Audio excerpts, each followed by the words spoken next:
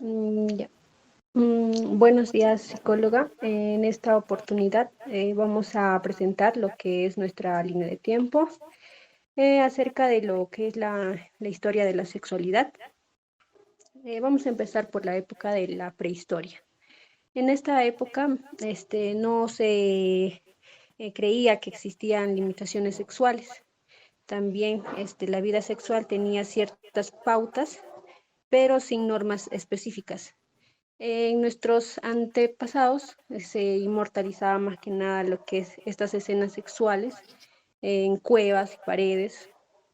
Más o menos los grabados y pinturas eran a base de lo que más que nada se realizaba en esas épocas con la sexualidad. En, Siguiendo tenemos la época de la antigua Grecia, que les va a explicar un poco mi compañera.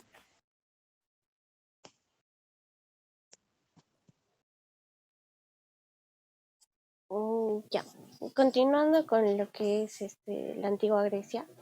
En la antigua Grecia nos dice que anteriormente las relaciones entre adultos y púberes, adolescentes, sí estaba permitido. ¿Para qué? Para que estos en el ámbito educativo los puedan guiar y los puedan orientar. Pero sin embargo las relaciones homosexuales estaban prohibidas y penadas por la ley, ya que no se permitía ese tipo de relaciones en personas del mismo sexo. Sin embargo, eh, a la mujer se le restaba importancia, ya que la mujer no tenía derechos legales ni políticos, no tenía derechos a opinar, solo se le veía a la mujer como una persona solo para tener hijos. Se le decía gine en ese entonces, solo la mujer servía para tener hijos. Y ahora vamos a continuar con la siguiente.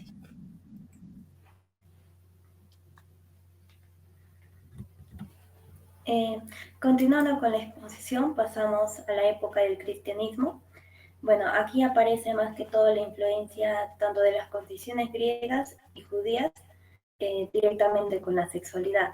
También se fomenta bastante lo que es el celibato, lo cual es una elección voluntaria y libre de no poder adquirir lo que es el vínculo matrimonial y de vivir la continencia sexual por un motivo religioso. La iglesia aquí más que todo va a considerar a la sexualidad como un pecado y la sexualidad va a estar vista como impura.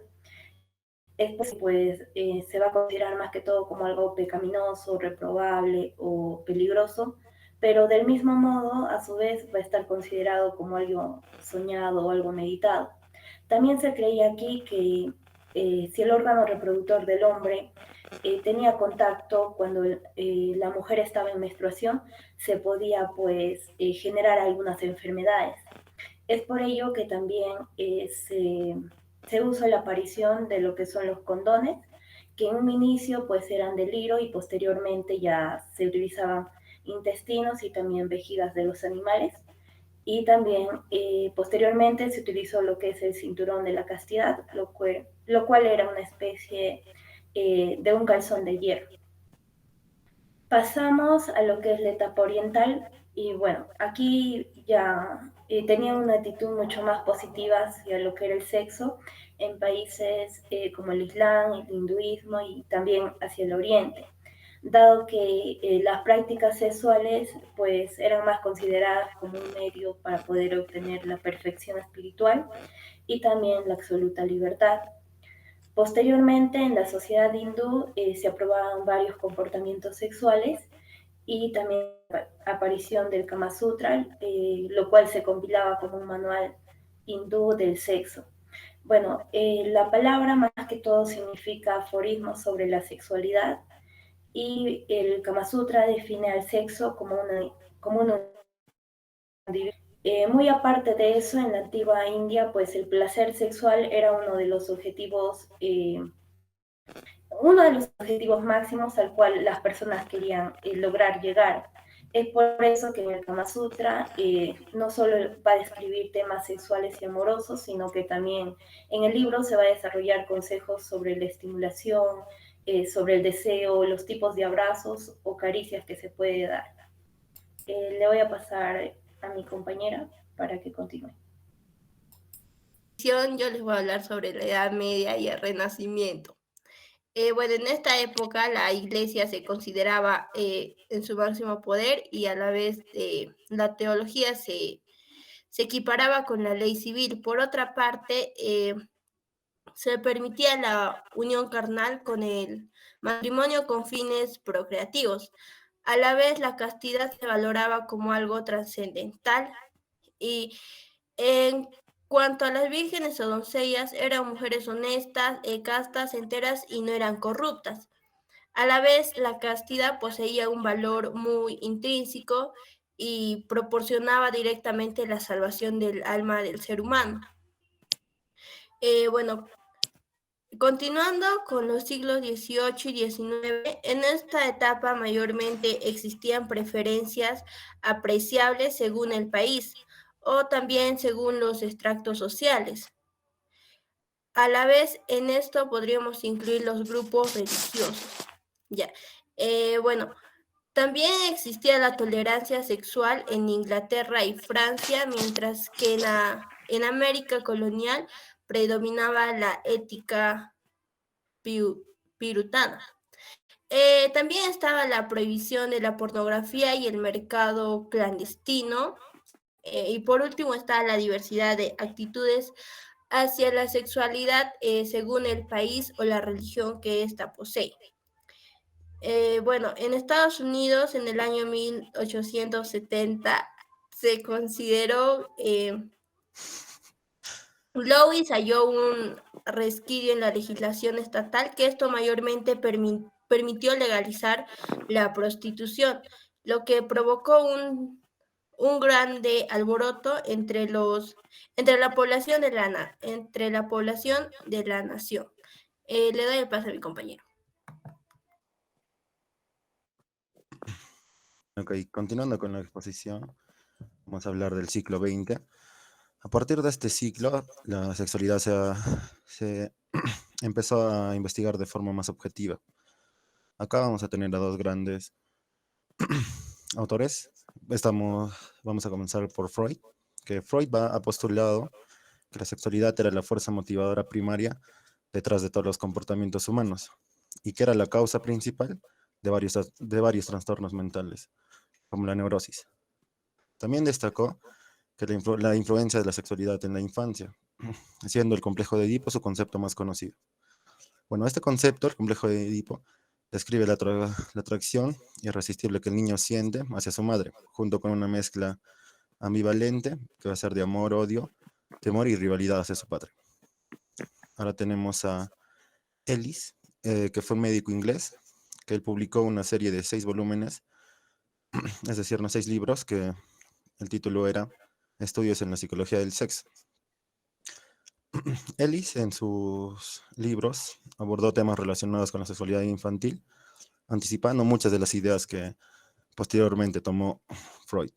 Bueno, él señaló que la masturbación era una práctica común entre personas de ambos sexos, ¿no? Y de todas las edades.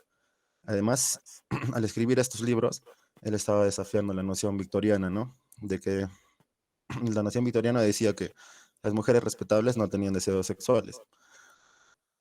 Él enfatizó en sus libros que las mujeres también experimentaban apetito sexual y asimismo, ¿no? También resaltó numerosos trastornos sexuales que tenían un origen psicológico y no un origen orgánico.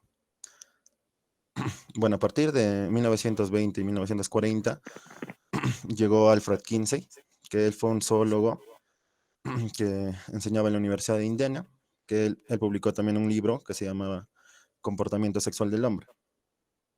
Posteriormente a eso, 5 años después, que escribió también otro libro que se llamaba Comportamiento sexual en la mujer, con la colaboración de Paul Hebert.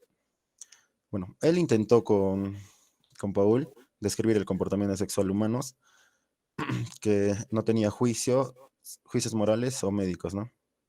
La investigación de Kinsey fue muy fuertemente criticada por no tener metodología y era considerado inmoral. Él falleció en 1956, pero a partir de sus investigaciones se comenzaron, ¿no? a más adelante a surgir nuevas investigaciones y ayudó mucho para las actitudes en las relaciones prematrimoniales. Bueno, en la época de 1960 surgieron varios factores. Bueno, para que es como una revolución sexual, ¿no? Bueno, surgieron 4 factores. El primer factor era que ya habían más dicho, el acceso era más fácil a las pastillas anticonceptivas, ¿no? Y esto permitió que haya un mayor control en la reproducción. El segundo factor fue que surgieron varios movimientos de protesta, ¿no? Entre jóvenes y adultos que buscaban un cambio de pensamiento en la sociedad y la cultura. También surge otro factor es que renació el feminismo, ¿no? Desde una perspectiva más moderna ya, que es a promover que los hombres y las mujeres somos iguales y las mujeres también tienen derecho a tomar decisiones sobre su sexualidad y su vida. Bueno, como cuarto factor, ah, hubo una mayor apertura en las conversaciones y manifestaciones relacionadas a la sexualidad, ¿no? Y eso permitió que tanto hombres y mujeres se expresen en entrevistas y todo eso sobre la sexualidad más francamente y abierta también. Bueno, ahora vamos a hablar de Master y Johnson, que ellos han abogado por una idea que va a permitir comprender la sexualidad humana, ¿no? Para ellos era esencial que conozcamos la anatomía y fisiología sexual, ¿no? Bueno, ellos en 1954 iniciaron una investigación que solamente estaba destinada a registrar los detalles físicos de la excitación humana, lo que marcó lo que dejó huella, ¿no? en el estudio de la sexualidad. Bueno, ahora en las décadas de 1970 y 1980 también surgieron varios factores, los cuales surgieron 8 factores. Bueno, el primero es que con la publicación de su libro Inadecuación Sexual Humana de Master y Johnson, que trataba, ¿no? de tratamientos de problemas sexuales, y eso también le dio lugar a la terapia sexual. Bueno, el segundo factor es que aparecieron clínicas sexuales y nuevos sistemas de terapia. El tercer factor es que la televisión apoyó el papel fundamental de esta revolución. Como cuarto factor tenemos que aumentó la práctica de la convivencia sin un matrimonio, ¿no? Y ya era más libre, por así decirlo. El quinto factor fue que en 1973 el Tribunal Supremo de Estados Unidos dictó una decisión histórica, ¿no? sobre la legislación del aborto. Como factor número 6, tenemos que en 1974 se excluyó totalmente la homosexualidad del cuadro de enfermedades mentales y todo eso. Ya. El factor número 7 es que se presenció un surgimiento de nuevas modalidades de fecundación, ¿no? Ya no era necesario, digamos, de la intimidad entre mujer y varón.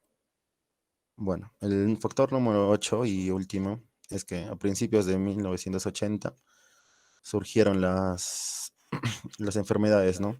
relacionadas a la sexualidad, tanto como, es decir, las ETS, ¿no? Y bueno, todos estos eventos han revolucionado, ¿no? Y la idea de la sexualidad y también el tratamiento de la sexualidad y la sexualidad y la salud sexual, es decir. Y con eso sería todo. Gracias.